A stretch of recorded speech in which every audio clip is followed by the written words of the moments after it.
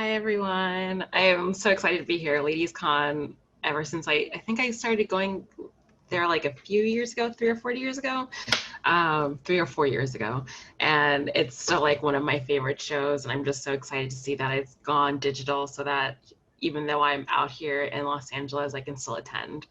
But yeah, thank you all for coming and welcome to my little workshop panel type thing. I wish I could say that this is going to be like a how-to that's going to give you instructions on how to do anything, but it's definitely not. This is definitely going to be me talking a bit about my experience working as a full-time freelancer and just the steps that took me from going from there to basically burning that all down and instead focusing on developing and creating my own studio. So yeah, so who the heck am I? I like to consider myself a little hedgehog on the internet. I am super fussy, always working, but I am a webcomic creator. I'm originally from Boston, Massachusetts, and then I moved out to Southern California 2 years ago, back in 2018. I studied animation, and I'm a former full-time freelancer, and I just kind of got to a point in 2018/2019 where just kind of realized that wasn't sustainable anymore and decided to venture out on my own. And that all started with a big question I started asking myself in 2018, which was, why doesn't this feel good?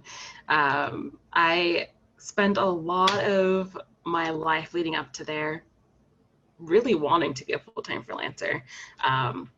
Living in California, having my own apartment, like having all of these like jobs and opportunities coming my way. And the more I kind of moved into it, like once I hit that like peak moment, I just started realizing that it kind of sucked and it didn't feel good at all. And the moment I asked myself that question, I just realized I was basically opening up Pandora's box. And suddenly it wasn't as simple and easy as just having all of these things that are checked off this to-do list and actually turn out to be a lot deeper than I initially thought it'd be. And that is definitely how 2018 felt, just me smiling a lot through it all and just realizing that everything was on fire and not exactly what I was hoping and expected it to be. So yeah, I just kind of realized that there was a huge disconnect. I loved freelancing as an idea, like I idolized it and I admired so many people before me who ended up doing it. And then when I got there and it was my entire life, it sucked. It was just the worst things. And I guess for me back then, there wasn't as much transparency about the not fun parts. And I feel like especially now with social media, everyone's always looking to broadcast like the highs, but they don't really talk about the not fun aspect of this kind of life. And like, this is like just kind of the breakdown of the things that I just realized weren't meshing with me. Like there's no work-life balance, you know, you have to work all the time. I think this year was the first year I really kind of consistently started taking time off for myself. And that's obviously a pretty privileged thing to be able to say because I also have a day job right now, but there were just years where I just kind of worked from Monday to Sunday, woke up, started working on my commission or my freelance opportunity, would go to bed, wake up the next morning, do the exact same thing. And since you're always like on the lookout for more work, you always have to keep being on the hunt. And it was just completely nonstop. There was also no agency whatsoever. You're basically at the whims of what other people want of you. Even if there's great opportunities that come your way, I just kind of started realizing that I was also getting these redundant opportunities because since I didn't have the opportunity and time to expand on what I wanted to work on, people just focused on like this one thing and just seeing what I was able to put out with the limited time I had. And I just kind of ended up getting boxed in more and more. And it got harder and harder to try and branch out of it. The pay also sucks.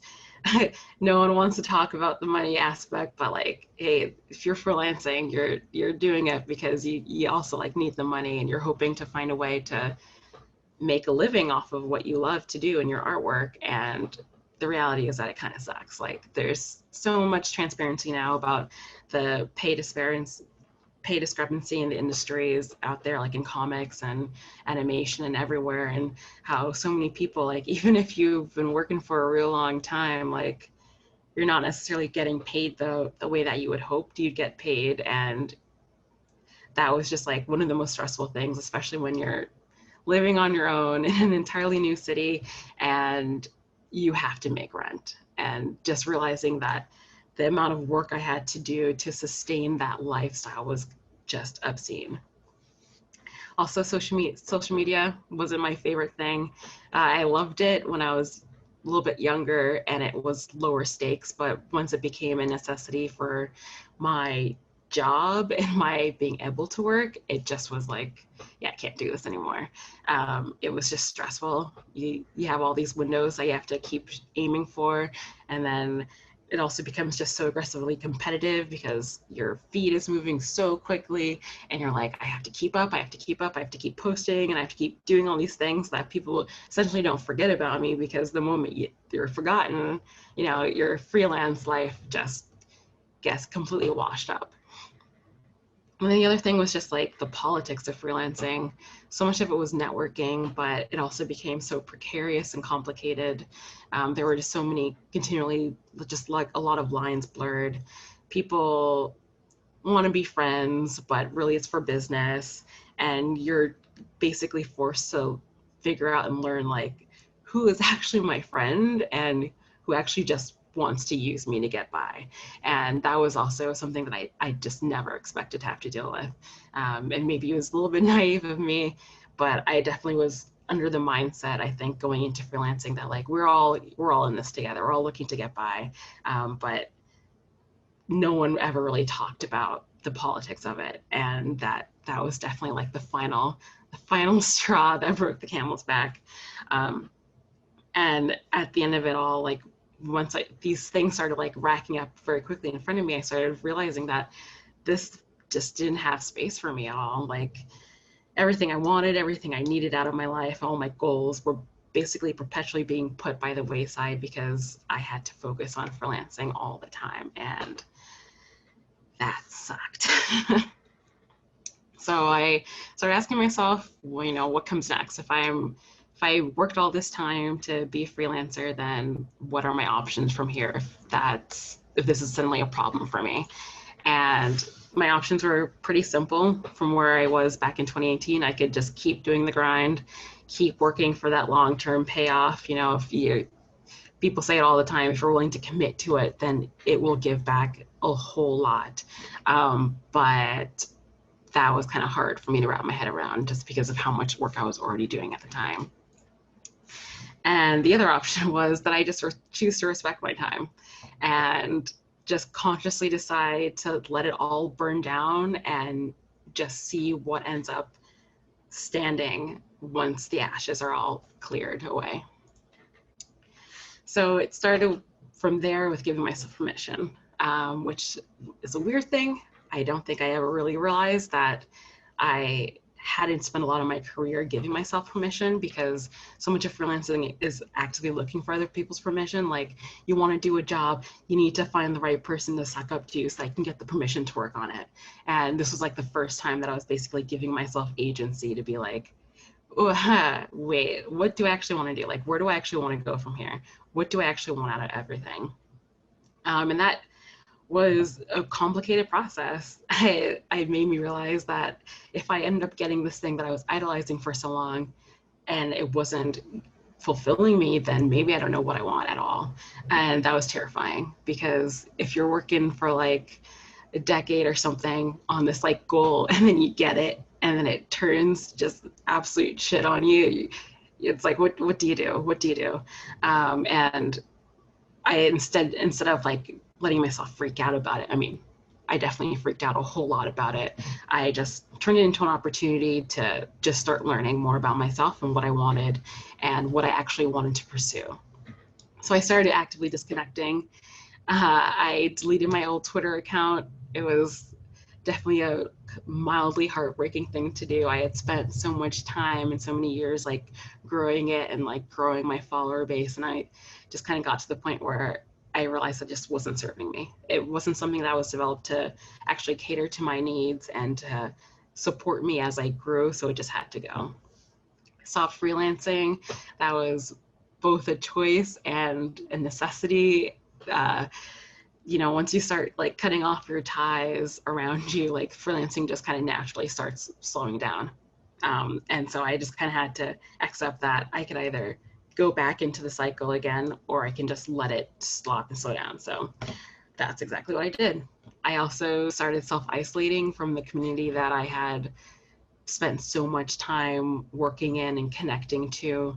I just kind of got to the point where, especially with like the politics of everything, where I was like, all right, I love these people so dearly and I love the work that they do, but I had to recognize that, again, it wasn't a community that was built to support me.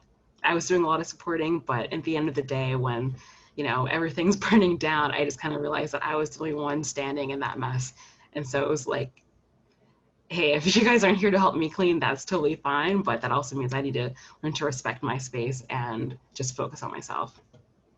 And then the last thing was just uprooting a lot of old habits that I didn't even realize I had developed.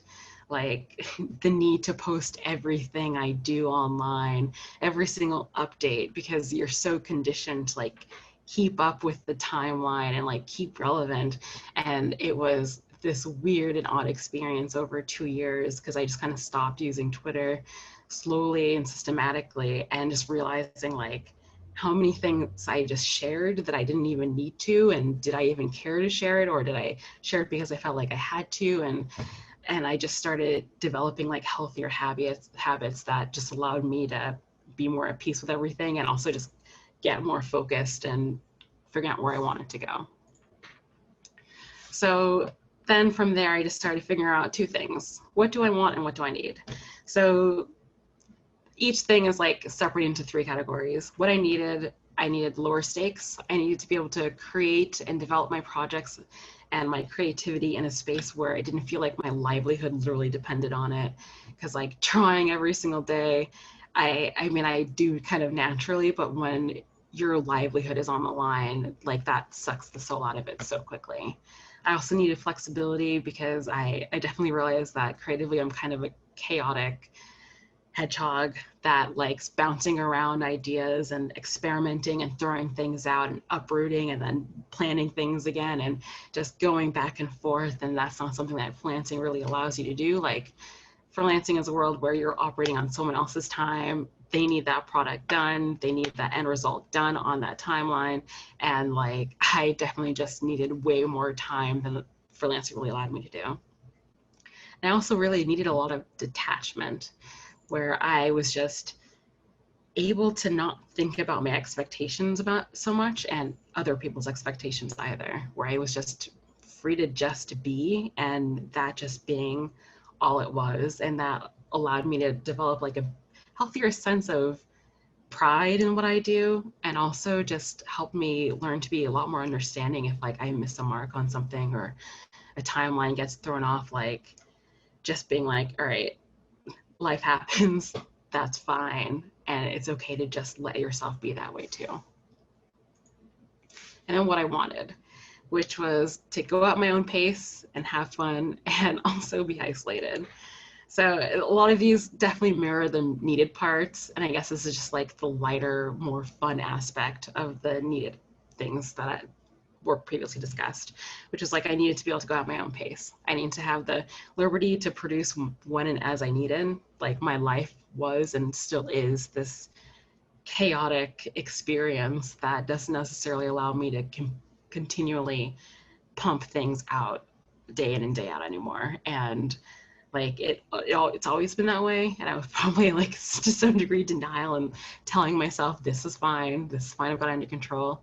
But yeah, I think just allowing myself to have the actual space to focus on whatever is happening and whatever I'm experiencing that moment has also just helped me feel like a healthier person overall. Also wanted to have more fun. I wanted to feel like a kid again when developing my stories. Like I always had such an intense, active imagination, and I felt like how that like kind of slowly die and become kind of systematic and formulaic. And it's it's been really nice to kind of re-explore and re-experience that again, where my creativity is more fluid and fun and lighthearted. And I also just wanted to create in isolation, which is like a weird thing, especially in this world where we're so heavily connected. But like, I've definitely learned to appreciate just being alone with myself and my thoughts and what I'm doing, and being able to ask myself the question of like, do I even like this at all? Because if I don't like it, then why am I doing this? Because it's definitely not going to be benefiting me if I'm working on something that's for other people and it completely ignores like my own personal interest, because then that doesn't make for a good and fun story at all. So the next logical step that I took was to make a studio. I don't know, looking back now, I'm like, that was pretty out of left field to like decide to just suddenly make a studio, because that's a pretty big commitment, especially since I'm looking for to experience things that are lower stakes. But I guess focusing on creating a space that focused on my needs helped create it and make it into a space that was by definition lower stakes. And that definitely took a lot of time to learn what that meant, but it's definitely been something that I've been appreciating and like every single day. So ASTREA'S NEXUS studio, it's named after the Greek goddess Astrea, whose story I found really relatable. I won't even go through it, but if you want to Google it, it's very easy to find. But her whole story kind of just matched up completely how I was feeling about comics and freelancing and my creativity, and like that need for detachment, and like that need for like hope that things could be better. But this also started because when I graduated college, I actually had a big dream back then that I wanted to start a studio. And back then I was like, the dream was a lot bigger and I got way more intimidated, and I just kind of like bowed out of that because I was like, I can't do it. So instead I went and tried to find other studios to work with or other publishers to work with that I felt, or at least at the time, advertising that they were looking to do the same thing. But it was just so important to me back then to just have a studio space that was focused on making artists feel at home and like they could create the way they wanted to create, and they had the freedom that they needed to create, and creating just like a healthier work-life balance that allowed you to have the time to take care of your life and your business while also being able to create and produce the kind of projects that you're looking to create at the end of the day. But now that I'm a lot older and I haven't just graduated college, I have learned that you can actually start really small. So I started with myself as like the primary guinea pig, and also a few friends, and really appreciating how that means that like, hey, if I wanted to actually be as big as I wanted it to be back then, I've got that option. But at least for now, like I can still say that I'm benefiting from that. And so now it's time for all the projects that I'm working on. I currently have 8 planned projects. It used to be 5, like when I first made this slide a couple of months ago for something else. But since then it has grown, and I've made a cap of 10 because I just have a tendency of overperforming. I am a Virgo. I like to keep myself busy. And I've definitely learned that if I don't start creating caps on things, then I will just keep going. And it will be very hard to slow me down. So the first project that people probably are most familiar with is Agents of the Realm. It's a college-age magical girl story about 5 young women that get into college, and they find out that they're magical girls. And it's about them navigating life and trying to figure out who they are, especially in the context of suddenly being expected to save the world when they're initially just going into college thinking that they just need to not fail.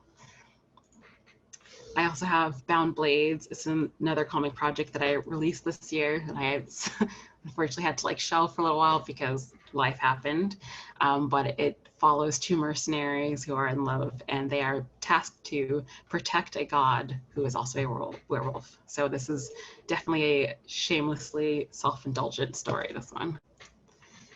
Catalyst Overdrive is another comic project that I released last year, actually. Oh, I think it's actually a year old this year. Wow, last year has been very hectic. But it's about it. I personally lovingly dub it my Assholes in Space comic, because it's about a crew of these ragtime, not really heroes who are kind of forced to suddenly be hero, and they have to figure out what that means. And very similar to Agents, just from the opposite end, where they don't really care to save the world, and they all just only care about themselves, and they're also learning just how much they have in common, in spite of the fact that for the most part they all hate each other. And then I have Enraptured. This is going to be, I think, the last story I'll be releasing or starting to release this year. And it's about a wish contractor and a genie who unintentionally start Armageddon. And this is actually going to be the first prose story that I have written. It was originally going to be a comic, but I decided to be less afraid of writing and instead have decided to make it a completely prose story. It's going to be, the cover art and the chapter covers are actually going to be illustrated by my wonderful friend Jade, who, if you're not familiar with their work, definitely go and check out her portfolio. Absolutely beautiful, absolutely spectacular work. But yeah, I'm very excited to release this and this be the first prose project I've ever gotten out there. And then Ganya Magazine, which is going to be the next project. So the second to last project of this year that I'll be releasing. And it's just an unnecessarily complicated art book. It's going to be 4 issues, and it's inspired by like those old kitschy teenage fashion magazines. But you know, to be completely self-indulgent, each issue focuses on my characters. And then these are the 3 new projects that I've added in since this presentation was first made. Club Eden, which is about, you know, someone wants to blow up the club, and Maeve, the club owner, has to figure out who, why, and where. And the only clues that she has is a series of dreams that she's having in reverse order. And I have no idea when that's going to happen. It'll be released probably sometime next year. Dreadnought Fall is the newest story that I ended up developing. All I can really say, it's about mechs, really big ones, and lots of fighting. And then the last one is That Damn Door, which is about Z, who is the keeper of all doorways, and she makes a point of keeping them all locked. And then one day, someone walks through a door and it's her younger self, and she basically has to figure out how that happened and why, and how to also get rid of that younger version of herself, because that can happen. And that's it. And definitely feel free to check out more of my work. The website also has information and the work from Little Foolery, who is my first, I'm going to call them clients for lack of a better term, but they're wonderful dear friends of mine, who I've had the chance to also house over there, and their work is actually absolutely amazing. So definitely feel free to check it out.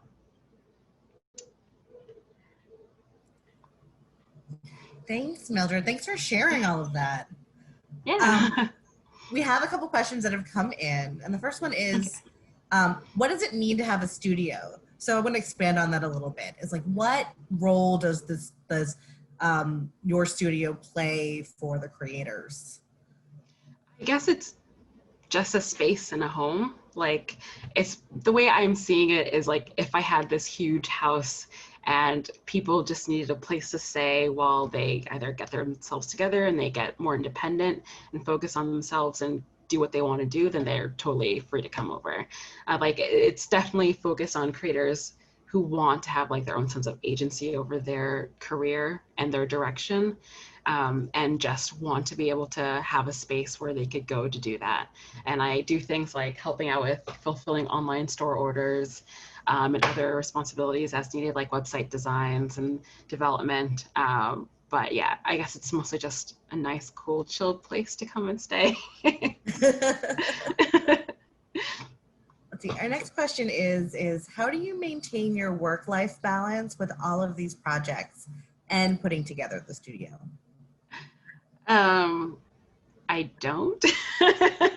I guess that was something that I had to learn to let go of. Like before, when I was freelancing, I basically had like a formula for how to handle everything. Like I had like time sheets and timetables and like had clear schedules where everything would be like, this is where I would do this and this is when I would do that. And that was definitely something that I had to let go of, because the more I seemed to hold on to that, the more chaotic my life became. So I've basically had to learn to go with the flow and be just intuitive. Like if something in my life is coming up, then like I need to be able to respect that that's happening. And rather than like trying to multitask, I instead am giving it my full attention. And then once that's all settled, then I'm like, cool, awesome, time for me. And like I'll either give myself a little vacation, or I will, like, if I'm feeling energized and ready for it, I'll just like go and start working on my projects. But I also like to find ways just continually to work on my projects in the background, even if it's just like keeping a notepad. Like with agents, especially this year, has been very tumultuous with getting it updated and keeping it updated. But I've just been letting myself kind of go back to how I was and when I first started agents, which was like, I have a notepad. Whenever I have like an idea of like where I want the story to go, I write it down and I start taking the time every day as I'm able to just like make sure the pieces are still in alignment and I'm not just like letting everything get like fly by the wayside. So this question says, are there any dream projects that you have wanted to do and you haven't done yet? I mean, I had one that I was actually trying to get a year ago that recently came back around, but I can't talk about it.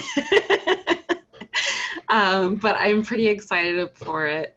Another project that I would love to work on is Young Justice, if they ever do a third run, I guess, of the comic series, because I loved Young Justice so much when I was younger. That was like the first comic series I ended up getting super sucked into on my own.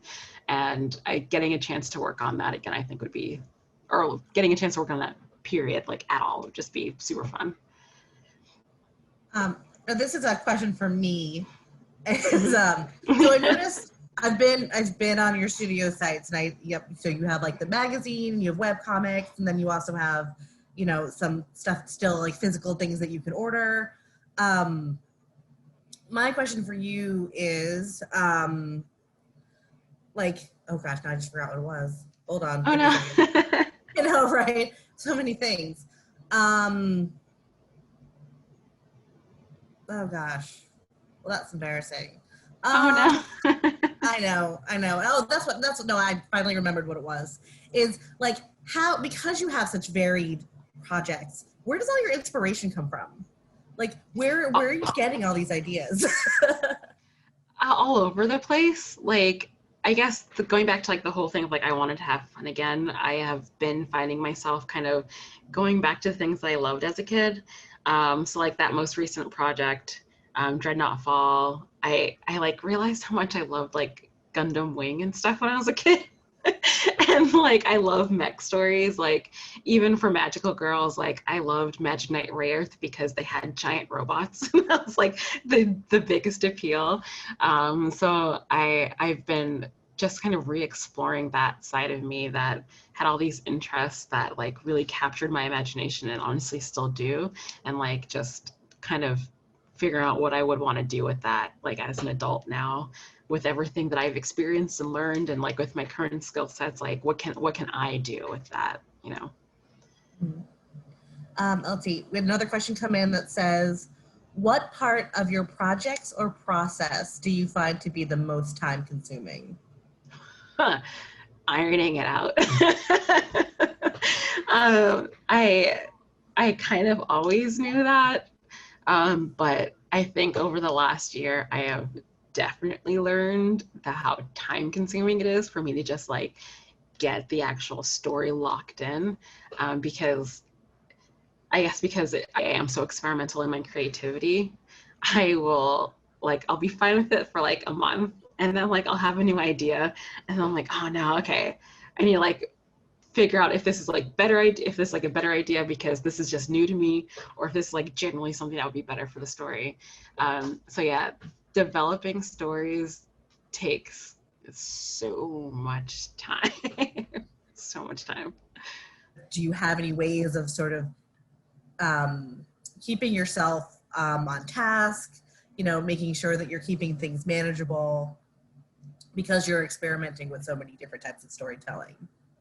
I feel like for me, it's almost like the reverse, where it's like I have this huge idea and it's really big and super inspired, and I have to like reverse engineer it to simplify it because I'm like, it's very easy for me to like creatively get ahead of myself because like I'm such like a visual thinker. Like I have all these ideas, like I can see things so easily and so clearly, and then when I start to do it, I'm like, oh no.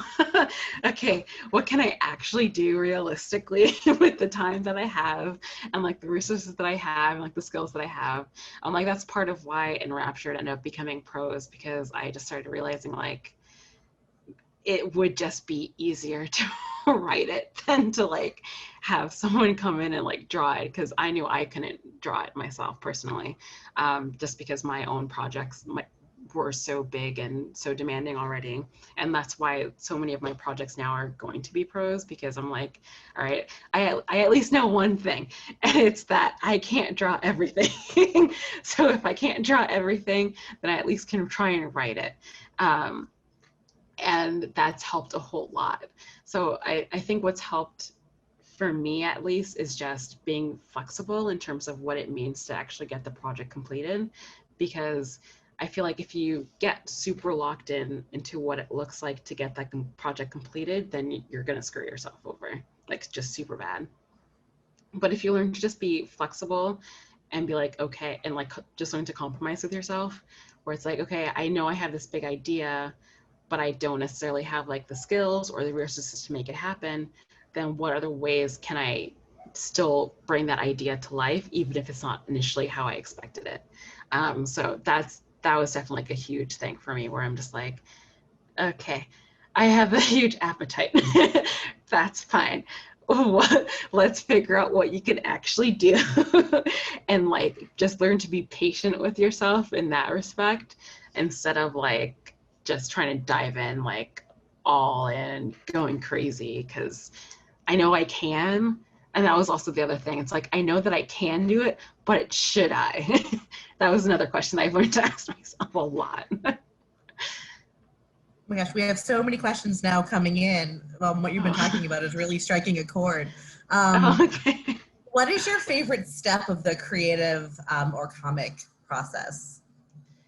I love visual development. I have a Pinterest account that I have kept and used lovingly over the years, because that's like my primary way of like collecting resources and like helping to figure out and iron out like the visual aspect of my projects. Like I just love doing that, and like developing the world visually and like the characters and getting their feel and like how they would present themselves and how they carry themselves, and like how even the people of the world dress. And I that's like by far my favorite part. The next one is, are there mentors that you work with or follow from a distance as inspiration? There used to be, but now not so much. I guess that's been part of like the creating an isolation aspect. Just because before, when I was freelancing a lot and that was like my goal, I definitely had a lot of people that I admired, but the more I kind of followed them and like was inspired by them, the more I realized that like they have that success because that works for them.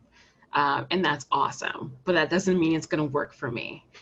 So working in isolation has been basically me learning to figure out what it is that actually works for me and what could actually help me get what it is that I actually want now, rather than trying to follow in someone else's footsteps.